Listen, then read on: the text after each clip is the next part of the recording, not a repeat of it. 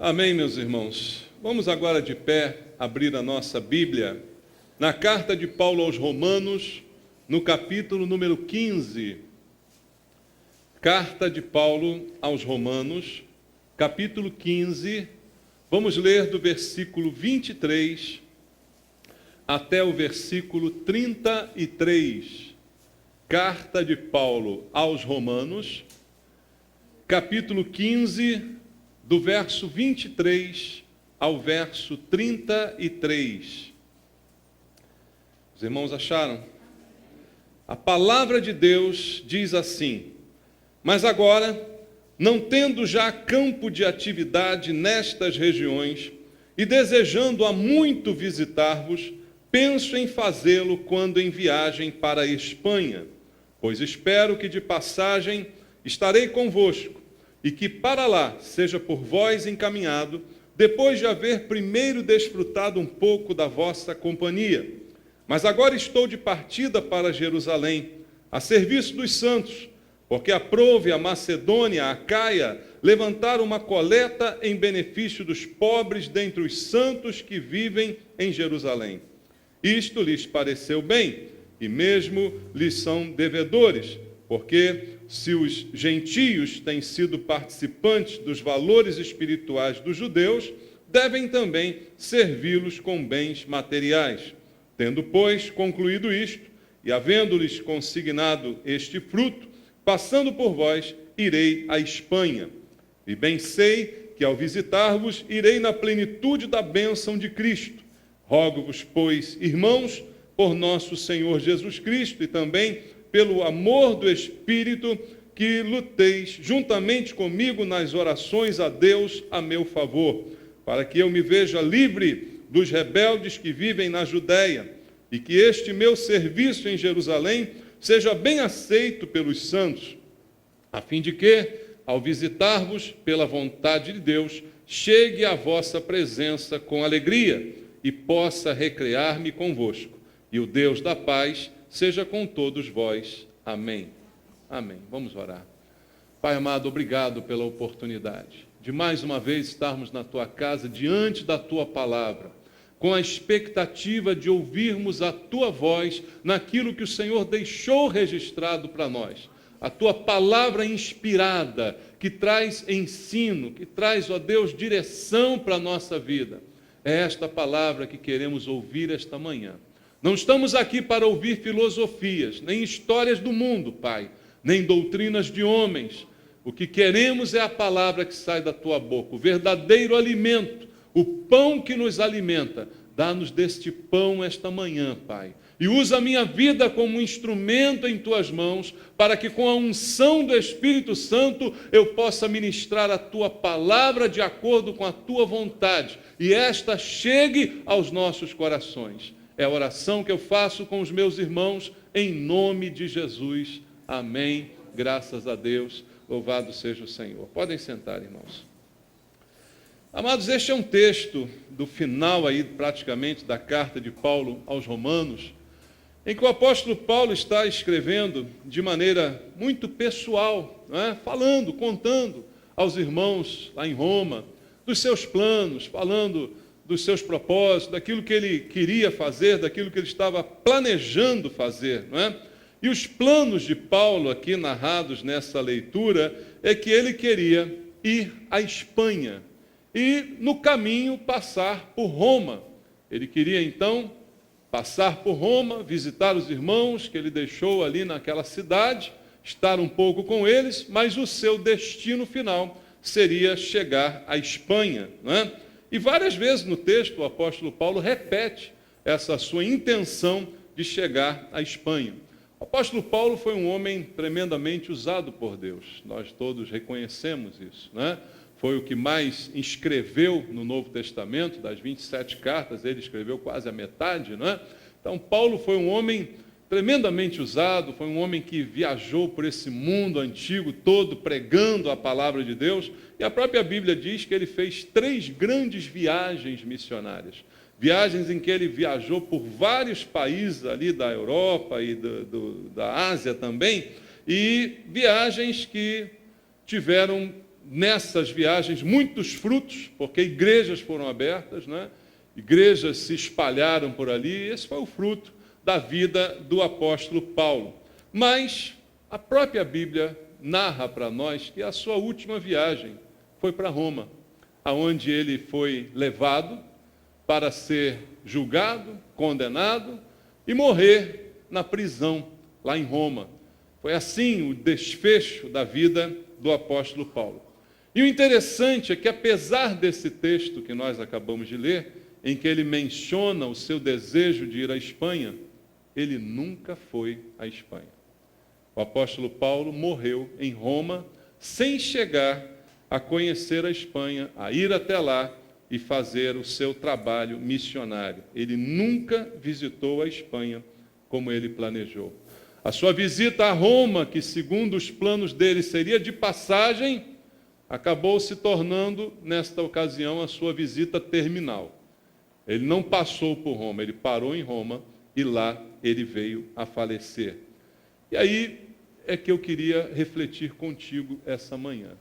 Paulo, um homem tremendamente usado por Deus, tinha planos, tinha sonhos, como todos nós. Nós temos planos, nós temos sonhos, nós temos desejos, aspirações. Somos iguaizinhos a Paulo, não somos diferentes. A própria Bíblia diz que nós somos da mesma essência de todos esses personagens bíblicos, né? E mesmo Paulo sendo quem era, fazendo o que fez, nem todos os seus sonhos se realizaram. Nem todos os seus planos se concretizaram. Ele planejou ir à Espanha e ele nunca colocou os seus pés ali. Então, irmãos, vamos pensar um pouquinho sobre isso. Você já fez algum plano que você não conseguiu realizar? Você já teve algum sonho que você não conseguiu concretizar? Pode ser que um dia aconteça, mas eu quero te dar uma notícia hoje que não é muito animadora. Pode ser que nunca aconteça. Ninguém pode garantir que tudo que eu sonho, tudo que eu planejo, vai acontecer.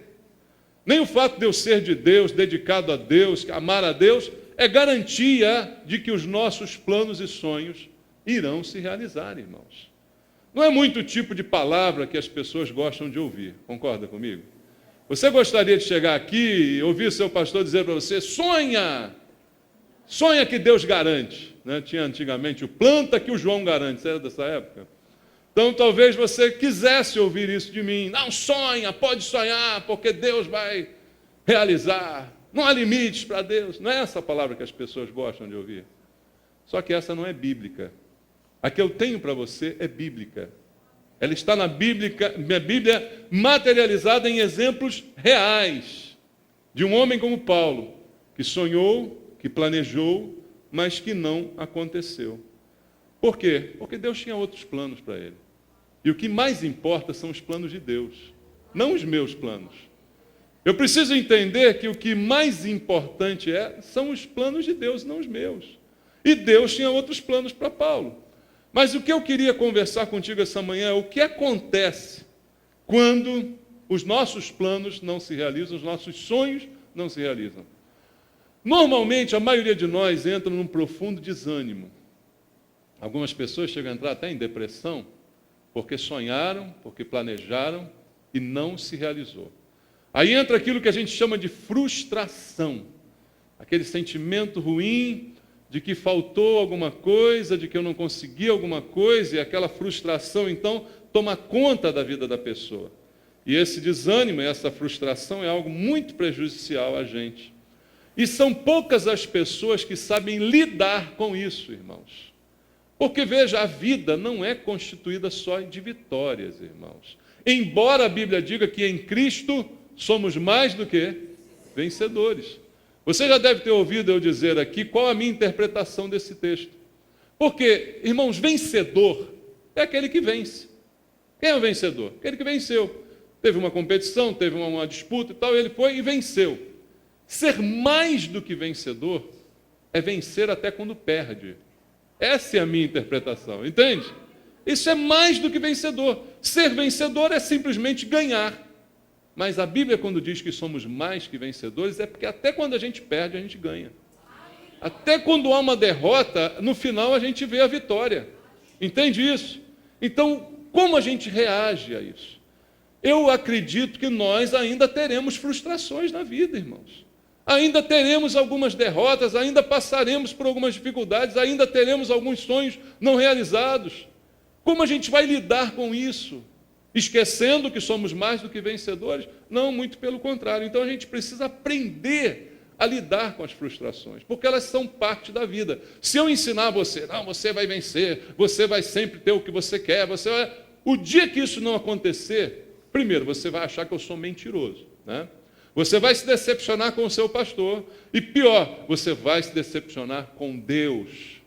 Porque assim algumas pessoas são ensinadas, e a gente tem hoje uma legião de gente chamados ex-crentes. Por quê? Foram ensinados, foram massificados com uma mensagem antibíblica, e hoje estão decepcionados com Deus, decepcionados com os homens, porque a verdade nunca lhes foi exibida. E a Bíblia diz, conhecereis a verdade libertará. E eu acrescento, se é possível isso, conhecereis a mentira e ela te aprisionará. A mentira te aprisiona, enquanto a verdade te liberta. E a verdade é boa, irmãos. Mesmo que ela seja dura, mesmo que ela não seja aquilo que eu desejo ouvir, mas ela é sempre a melhor coisa para mim. Então, como a gente lida com as frustrações, como a gente lida quando um sonho, quando um projeto não pode ser realizado, ou tem até que ser adiado. Algumas coisas na nossa vida não quer dizer que não vão acontecer, mas talvez não aconteçam na hora que a gente quer. Você planejou e não aconteceu, mas pode ser que mais tarde aconteça. Ou pode ser que não aconteça. O que é importante é eu entender que a minha vida está nas mãos de Deus. E como diz a minha Bíblia, e deve dizer assim na tua, o homem pode fazer planos, mas a resposta vem de quem? Vem do Senhor. Nós então nos arvoramos a dizer, não, a minha vontade é a vontade de Deus. Quem disse isso? Quem disse que a sua vontade é a vontade de Deus? É o que você gostaria que fosse, né? Mas não, às vezes a gente tem uma vontade e não é de Deus. Veja, Deus não queria que a Espanha fosse evangelizada? Não, queria sim, claro, mas não por Paulo. E agora? Queria sim, e a Espanha foi evangelizada, mas não por Paulo. Então Deus tem planos que são diferentes dos nossos planos. E tem momentos na nossa vida que a gente tem que aprender com isso. E às vezes a gente está com tanta pressa, com tanta ânsia de conseguir, que a gente esquece que Deus é soberano e que Deus está no controle de todas as coisas. E você sabe, um ditado popular diz que a pressa é inimiga da perfeição. E tem gente que na pressa de realizar os seus planos e sonhos, pega atalho. Você já viu que o atalho às vezes vai por ali que é mais rápido. E de repente o atalho sai no meio da favela. E agora? Na bala perdida lá. E agora? Como é que fica? Né? Igual o GPS errado. Já viu esse negócio? GPS, vai por aqui que aqui é mais perto. E aí você entra numa furada. Não é verdade, irmãos? Não tenha pressa. Não tenha pressa. Apenas coloque a tua vida nas mãos de Deus. O que Deus planejou jamais deixará de se cumprir. É isso que eu preciso crer e entender. O tempo não é questão. Veja, Abraão recebeu de Deus uma promessa, mas ele e Sara chegaram a uma coisa, não está demorando muito esse negócio. Vamos fazer um atalho aqui, Sara? Você sabe no que deu a história, né? Até hoje o judeu sofre por causa desse atalho. Nasceu Ismael. Dali veio o povo árabe, e até hoje o conflito está lá. Tudo por causa de um atalho, irmãos. Deus tem o seu plano, e eu preciso me conformar aos planos de Deus. Então eu queria usar a vida do apóstolo Paulo para mostrar para a gente, de uma forma prática, como é que a gente pode aprender a lidar com essas decepções, com essas frustrações. Você acha que Paulo, tudo que ele quis aconteceu? Não, muitas frustrações ele teve. Muitas, inclusive essa que eu exemplifiquei aqui para você. Então, o que Paulo pode ensinar para nós? Veja, aprenda com essa situação. Veja, Deus tinha planos para o ministério de Paulo. Você tem dúvida disso? Deus tinha planos. Planos que se realizaram, planos que foram maravilhosos. E eu vejo aqui o apóstolo Paulo, no texto que nós lemos, mostrando que ele também tinha planos para o seu ministério.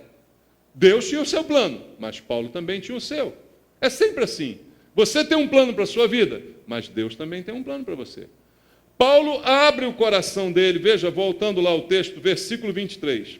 Mas agora, não tendo já campo de atividade nestas regiões e desejando há muito visitar-vos, penso em fazê-lo quando em viagem para a Espanha, pois espero que, de passagem, estarei convosco, e para lá seja por vós encaminhado, depois de haver primeiro desfrutado um pouco da vossa companhia. Olha como Paulo está planejando a sua viagem. Ele está dizendo, eu quero ir para a Espanha, mas eu também quero passar um pouquinho aí para ver vocês. Era o plano de Paulo. Concorda comigo?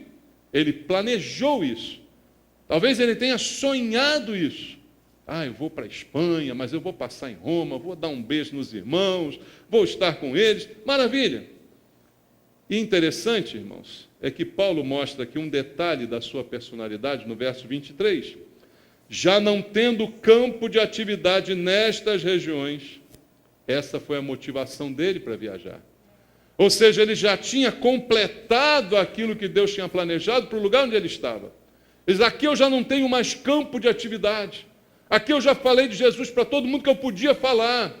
Então eu planejo ir para a Espanha, porque eu nunca estive lá, e lá nunca ouviram de Jesus, eu quero estar lá. Veja, Paulo não fica onde não é necessário, entende? Ele vai partir para um lugar onde ele realmente sabe que seria necessária a sua presença e a obra que Deus faria através dele. Mas ele não se acomodava apenas em cumprir uma tarefa, ele queria logo uma outra. Veja, alguém na posição de Paulo, pelas igrejas que já tinha aberto a essa altura, pelas pessoas que já tinham se convertido por intermédio do seu ministério, ele podia dizer assim, não, agora eu vou tirar umas férias, merecidas por sinal. Ou então eu vou me aposentar desse negócio de ser apóstolo. Mas Paulo não fez isso. Fez?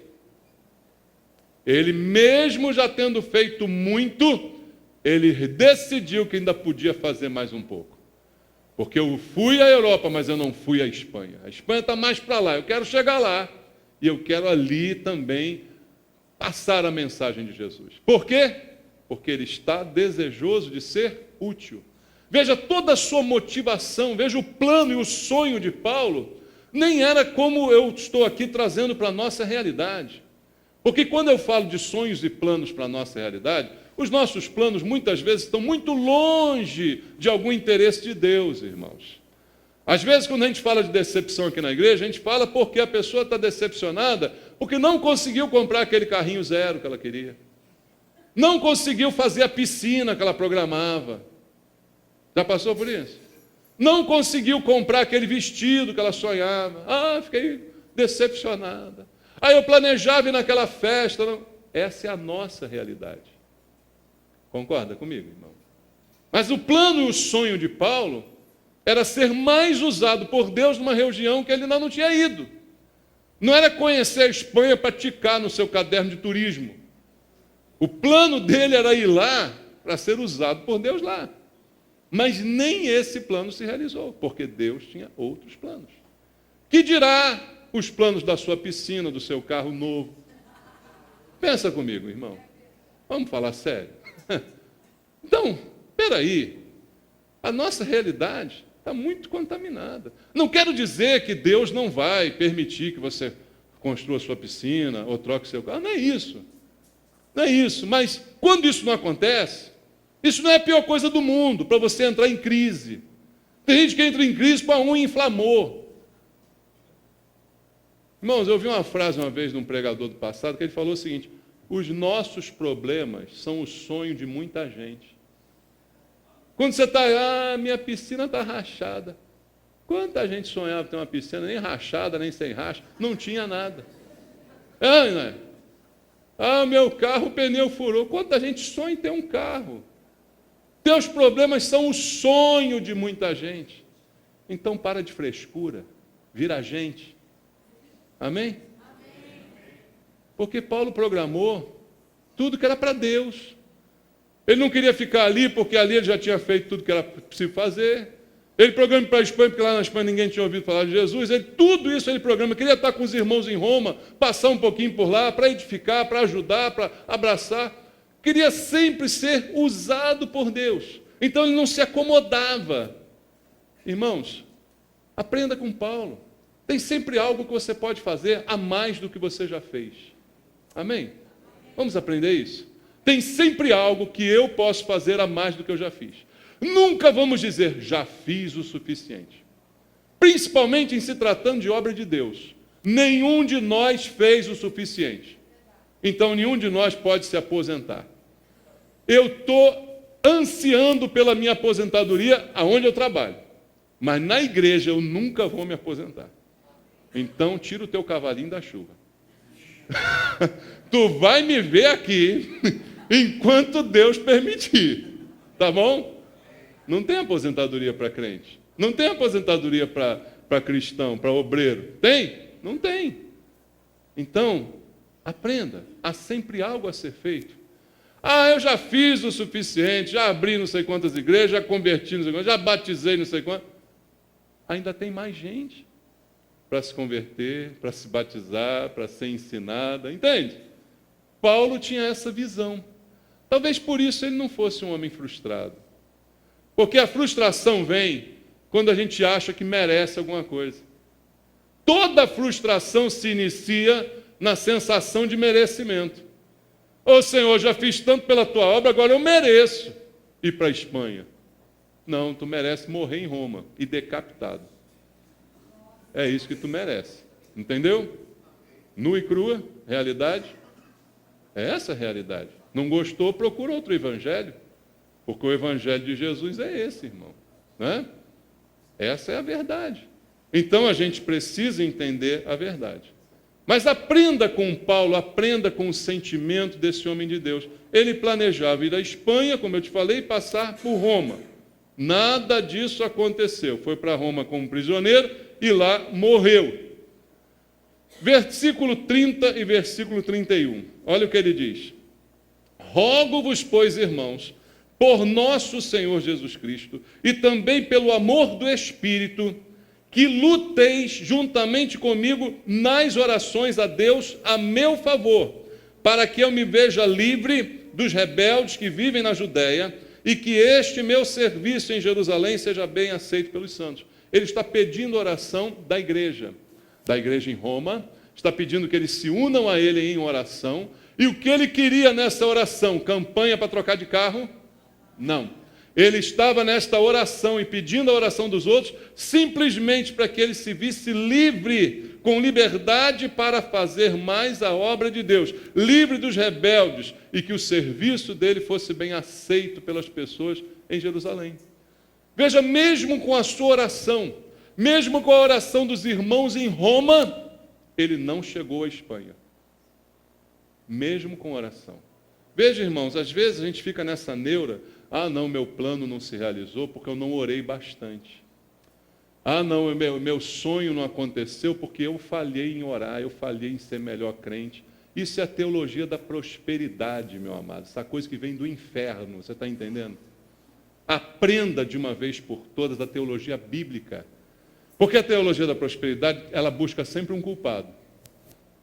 Se não aconteceu, o culpado é você. Você não orou bastante, você não disse as palavras mágicas, você não decretou, você não determinou, você não fez a campanha, você não fez isso, você não fez aquilo, você esmoreceu. Você é gente, meu irmão. Você pode dizer à pessoa do seu lado, você é gente. Fala para ela, você é gente. Você falha de vez em quando. Mas é como se ao falhar, Deus então te largasse. O que ensina essa teologia é que se você falhar, está roubado. Deus te entrega para o diabo, entendeu? O meu Deus não. Por quê? Se Deus entregasse para o diabo todo mundo que falha, todos nós estávamos na mão do diabo hoje. Alguém aqui nunca falhou? Tem alguém? Não. Então Deus não entrega para o diabo aquele que falha. Os males não são culpa nossa. Se alguma coisa aconteceu de ruim, se algum plano não se realizou, se alguma coisa você não conquistou, não é culpa sua. Apenas viva na paz do Senhor, sabendo que Deus tem propósitos para a sua vida. E que a sua vida está nas mãos do Senhor. E que o melhor de Deus Ele fará. Só que às vezes o melhor de Deus é morrer decapitado. E é isso que ninguém entende. Quando a Bíblia diz a morte dos seus santos é preciosa para Deus, é verdade isso. Não é mentira, não é brincadeira, não. Quando Paulo disse é melhor morrer e estar em Cristo, é verdade. Quando ele falou para mim o morrer é lucro, é verdade, não é brincadeira. Mas para as pessoas que gostam dessa teologia, qualquer perda é o pior prejuízo do mundo. Qualquer derrota é um prejuízo incansável. Veja, eu não estou defendendo aqui a tese de que você tem que ser miserável, tem que dizer aleluia pela miséria. Não é isso. A Bíblia tem promessas e diz que nem o justo nem a sua descendência mendigarão o pão, mas trabalharão para ganhar o pão. Não ganharão o pão em campanha de oração. Senhor, faz o pão cair do céu. Não, vai fazer campanha, trezena, novena, e o pão não vai cair do céu. O pão se ganha, não se recebe do céu. Você trabalha e Deus te dá. Entende? Mas é mediante o teu trabalho.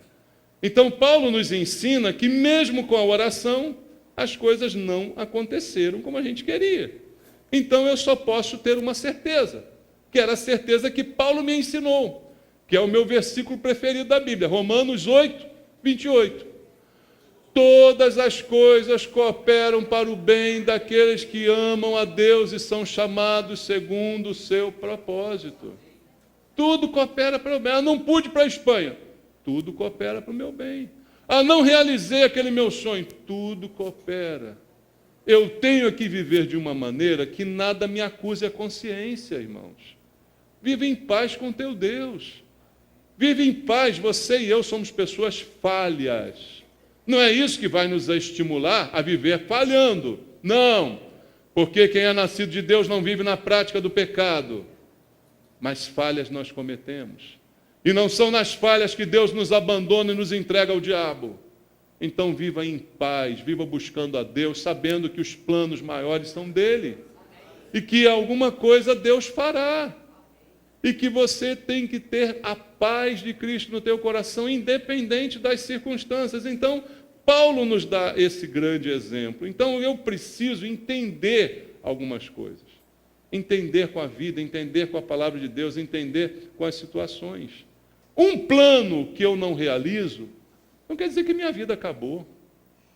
Irmãos, quanta gente perde a vida, literalmente, porque um plano, um sonho não se realizou.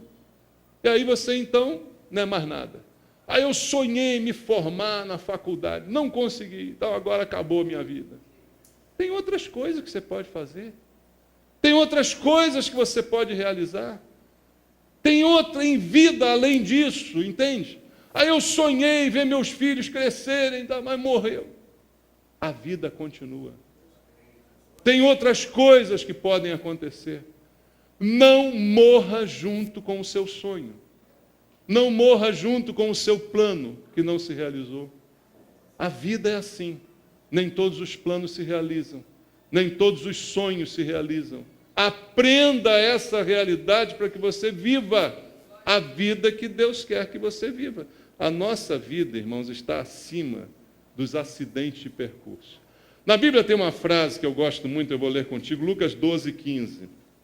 É uma frase de Jesus, que traz uma lição maravilhosa, mas parece que a gente não aprende. Lucas 12, 15, diz assim, a palavra de Deus, simples. Então lhes recomendou, tende cuidado, guardai-vos de toda e qualquer avareza. Por quê? Porque a vida de um homem não consiste na abundância dos bens que ele possui. A sua vida não é igual aos seus bens, na quantidade, na abundância dos seus bens. Ou seja, a nossa vida está muito acima de qualquer sonho, de qualquer plano, de qualquer conquista. A vida, na visão de Deus, não é medida pelo que você acumulou ao longo da sua vida. A sua vida tem um valor muito superior a qualquer uma das coisas que você tenha desfrutado durante ela. Então, não é um sonho, uma frustração que vai acabar com a sua vida. Só se você quiser. Só se você permitir. Não aconteceu, minha vida acabou. Dá para fazer de novo. Dá para melhorar. Amém, irmão? Dá para você dar a volta por cima. Dá para você viver ainda melhor. Acredite nisso. Não deu certo, não é o que eu planejei. A pessoa diz, pastor, eu planejei a vida inteira ter uma família, viver. Aí agora minha mulher me abandonou, meu marido. Acontece. Não morra junto com isso. Viva agora melhor do que isso. Tente de novo, né? Vá em frente, continue lutando, continue vivendo, porque muita gente se deixa dominar por essas coisas. Aí você conhece uma pessoa que você vê na cara dela, é amargurada, é raivosa, você tem até medo de cumprimentar ela. Já viu a gente assim? Já viu? Às vezes está até na igreja, né? Mas você tem até medo de chegar perto dela. Por quê? A cara é a cara de amargura, de tristeza. Uma cara... Por quê? Porque nem tudo foi como ela sonhou. Nem tudo se realizou. Então a pessoa começa a trazer para dentro dela esse ódio, essa amargura, essa angústia. Por quê? Porque eu não consegui chegar na Espanha. Você acha que o apóstolo Paulo ficou assim? Porque ele não morreu na hora. Ele foi preso. Ele ficou algum tempo na cadeia, até que ele morreu. Será que ele ficou na cadeia? Eu não consegui ir para a Espanha, agora eu sou uma pessoa amargurada. Agora eu sou uma pessoa raivosa. Agora eu odeio todo mundo. Você vê Paulo escrever as melhores cartas dele na prisão. Né? Mostrando mais amor pelas pessoas na prisão. Mas não tem pessoas no nosso meio, porque alguma coisa de ruim aconteceu com elas. A pessoa azedou a vida toda. A pessoa morreu. Ela virou uma pessoa intragável, com quem você não quer ficar um minuto. Por quê? Porque não foi para a Espanha. Porque não conseguiu chegar na Espanha, que ela tanto sonhou. Aí pronto, todo mundo é culpado que ela não chegou na Espanha. Que culpa eu tenho para me fazer cara feia? Ela não chegou na Espanha, problema é teu. Faz cara feia para mim não. Amém? Pode falar para o seu irmão isso, não faz cara feia para mim não. Eu não tenho culpa de você não ter chegado na Espanha. Não é? A gente fica culpando os outros, que tem que aturar nossa cara feia. Irmão, não é só com Paulo que isso aconteceu, não. Paulo, ele foi diferente porque ele sabia que Deus estava no controle. Sabe um outro exemplo que eu gosto muito? É o exemplo de José no Egito. Todo mundo só usa a vida de José para dizer que ele foi governador do Egito, que ele ficou lá por cima, que ele estava rico, que ele estava bem e tal. Mas o que ele passou para chegar lá, ninguém comenta. Né? Ninguém comenta o que José passou para chegar lá. Abandono que sofreu, injustiça, acusação falsa, tudo isso a família dele voltou-se contra ele, tudo. Mas em todo o tempo a Bíblia tem uma frase que mostra assim, Gênesis 38, Gênesis 39, olha lá, Deus era com José, o Senhor era com José. O José está lá no fundo do poço, está lá na prisão, está lá na pior situação, Deus era com José. Será que Deus só é quando está tudo bem? Que Deus é esse, irmãos? Deus é quando está tudo ruim também. Deus é quando você perdeu. Deus é quando você está chorando. Deus é quando você está com o coração magoado. Deus é também. Não é só na festa que Deus é. Deus é em todo tempo. José é um grande exemplo do que aconteceu, porque tudo ficou ruim, mas Deus sempre foi junto com José. Um plano não realizado não quer dizer que a vida acabou. A vida continua. E a vida é um dom de Deus, para ser vivido da melhor maneira possível. Jesus disse, eu vim para que tenham vida e a tenham em abundância. Mas a abundância não é financeira, entenda isso. A abundância é aquela que se mostra mesmo quando tudo está ruim. Mesmo quando tudo está errado, a vida está lá, latente dentro de você. O prazer de viver, o prazer de ser útil, o prazer de ser instrumento de Deus. Mesmo quando não há nada para comemorar no plano material, no plano humano. Mas no plano espiritual, há muita coisa que Deus ainda quer fazer na sua vida. E mesmo Deus tendo planejado tirar o apóstolo Paulo desse mundo, lá em Roma, ainda assim Deus usou muito a vida dele dentro da cadeia. Então Deus tem sempre um plano e a gente precisa entender. Então o que eu preciso fazer? diante de um plano, diante de uma frustração. Irmãos, assuma algumas coisas na sua vida. Assuma algumas atitudes na vida. A gente precisa de atitudes. É o que falta para muitos de nós. Não vá pelo caminho da autopiedade. Olha, esse caminho da autopiedade, ele é terrível. Ele é angustiante, porque você fica querendo que todo mundo tenha pena de você. Você fica, olhem para mim, coitadinho de mim. Eu passei por tudo isso. E às vezes a nossa história se torna a nossa vida. Porque a gente nunca se liberta dela. E aí Deus quer te fazer feliz de novo, Deus quer ver você bem, mas você ainda está com aquela história na cabeça. Eu passei por isso, eu passei por aquilo, eu sonhei isso, não aconteceu, eu perdi isso, perdi aquilo. Aquilo fica, porque você fica competindo com os outros para ver quem sofre mais.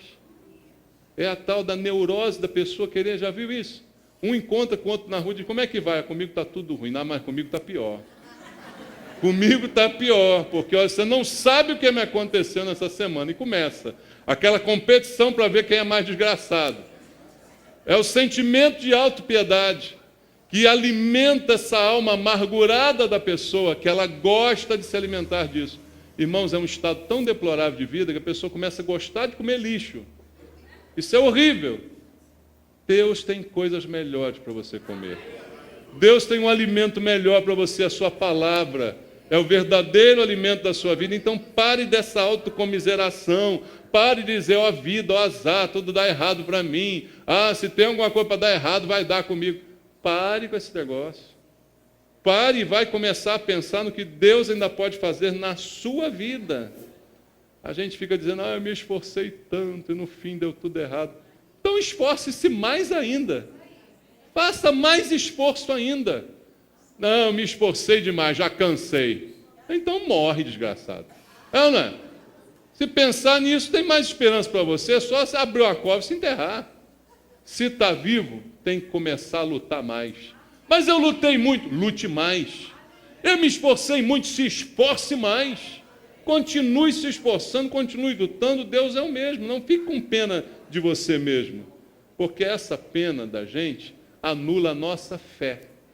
E olha o problema disso. Fé não é um instrumento para você ganhar o que você quer, como ensina a teologia da prosperidade. Para eles, fé é um instrumento. Você tem que ter fé na fé e não em Deus. Fé não é isso. Fé é continuar crendo mesmo quando tudo dá errado. Fé é continuar acreditando mesmo quando as coisas não são como eu quero. E a Bíblia diz claramente, sem fé é impossível agradar a Deus. Então, a pessoa que perde a sua fé, perde a sua capacidade de agradar a Deus. E ela acaba perdendo o seu entusiasmo pela vida. Ela acaba perdendo sua energia, sua força para continuar vivendo e lutando. O apóstolo Paulo não reagiu assim. Ele planejou ir à Espanha, e no texto que a gente leu, ele fala 3 vezes sobre isso. Mas mesmo assim, ele não conseguiu. Mas o que ele fez? Ele não desanimou. Para a gente terminar, abra em Atos dos Apóstolos, capítulo 21. Atos 21, 10 ao 14. Olha o que está escrito. Atos 21, do verso 10 ao 14. Diz assim: demorando-se ali alguns dias, desceu da Judéia um profeta chamado Ágabo, e vindo ter conosco, tomando o cinto de Paulo, ligando com ele os próprios pés e mãos, declarou: isto diz o Espírito Santo, assim os judeus em Jerusalém farão ao dono deste cinto e o entregarão nas mãos dos gentios. Quando ouvimos estas palavras, tanto nós como os daquele lugar, rogamos a Paulo que não subisse a Jerusalém. Então ele respondeu: que fazeis chorando, quebrantando-me o coração? Pois estou pronto, não só para ser preso, mas até para morrer em Jerusalém pelo nome do Senhor Jesus. Como, porém, não o persuadirmos, conformados dissemos: faça-se a vontade do Senhor. Às vezes a gente tem que se conformar para se fazer a vontade do Senhor, gente. A vontade de Deus, a minha Bíblia diz, é boa, perfeita e agradável. Entende? Mas qual foi a reação? O profeta chegou e disse: Paulo, Deus está me dizendo, e era profeta de verdade, não era esse irmãozinho que fica nas igrejas, eis que te digo, não, tá? Era profeta mesmo de Deus. Deus está me dizendo que você vai ser preso aqui em Jerusalém. Vão te amarrar, teus pés, tuas mãos, você vai ser preso. Os irmãos todos ficaram preocupados, sabia que era de Deus aquela palavra. Mas Paulo diz, espera aí, vocês estão me comovendo com isso? Eu estou pronto. Eles é que não estavam prontos para perder Paulo. Mas Paulo estava pronto para perder sua vida, entende? As pessoas é que não estavam prontas para perder Paulo. Às vezes ele fala, espera aí, não vem me comover não, eu estou pronto, gente. Então, qual a reação de Paulo? Ele não teve pena de si mesmo. Irmãos, às vezes eu vejo na igreja, esses profetinhas de meia tigela, né? Chega, irmão, eis que te digo, e fala um monte de desgraça. Pronto, a vida da pessoa acaba. Já viu isso? A pessoa recebe uma profecia de desgraça, aí acaba a vida dela. Ela já entra na desgraça antes da profecia se cumprir. Entendeu? Porque ela recebe aquele... Paulo não, Paulo recebeu aquela profecia e ele não ficou, oh meu Deus, e agora? Ó vida, ó azar. Que adiantou esses anos todos que eu te servi? Como é que o Senhor permite que venha acontecer uma coisa dessa comigo? Que mal eu fiz a Deus? Joguei pedra na cruz? Você vê Paulo fazendo isso? Mas você vê muita gente fazendo isso na igreja, não vê? Quando acontece alguma coisa errada, que mal eu fiz? Eu era dizimista, eu fazia, como se fosse alguma vantagem. Como se alguma coisa que a gente fizesse para Deus nos desse algum direito. Deus é que nos deu o direito de fazer alguma coisa para Ele. É um privilégio. Deus nos deu o direito de trabalhar para Ele, o direito de entregar um dízimo, o direito de entregar uma oferta. É um privilégio. Então Ele não está devendo nada para mim. Deus não é devedor de ninguém. Então a gente não entra nessa história. Mas Paulo ensina para mim. Ele ouviu essa profecia e disse, estou pronto. Estou pronto para morrer. Não vou me esmorecer, não vou ficar triste, não vou ficar deprimido, cabisbaixo, porque Deus cuida da minha vida. Ele me deu, Ele tirou. Lembra de Jó? Foi o que ele falou isso. O Senhor deu, o Senhor tirou. Bendito seja o nome do Senhor. Deus é o dono de tudo. Qualquer coisa que eu tenho, foi Deus que me deu. Qualquer lugar que eu vá, foi Deus que permitiu eu ir. Se eu não for a um lugar que eu planejei, paciência, Deus não permitiu. Assim Paulo encarou a sua vida. Então a gente não tem que aprender com esse homem, irmãos? Levanta a tua cabeça. Creia que Deus está no controle. Que não é porque alguma coisa não aconteceu como você sonhou. Eu digo para você, irmão, não aconteceu, mas Deus tem outros planos. Deus tem outros planos, então viva agora de maneira que esses planos se realizem. Entenda que Deus está no controle, então se não chegar hoje, pode chegar amanhã, mas pode nunca chegar. Amém também, do mesmo jeito. Eu vou continuar lutando. Eu vou continuar vivendo. Então, amados, simbolicamente, essa viagem para a Espanha é o curso da nossa vida. Nós estamos viajando, a gente está caminhando, e eu não posso abrir mão da minha vida. Eu planejo chegar em algum lugar e para lá eu vou. Se eu chegar ou não, é Deus que vai determinar. Quantos anos você quer viver? Eu planejo 120. Mas se não chegar, não chegou. Fazer o quê? Concorda? A vida está nas mãos de Deus. Então não importa o que aconteça, continue acreditando, continue buscando e não faça de um problema a razão para o seu sofrimento. Se você chegar na Espanha, faça o que tem que fazer lá. Se não chegar, faça o que tem que fazer no caminho até lá. Amém? Deus abençoe você, em nome de Jesus. Vamos louvar. Louvado seja o Senhor nosso Deus.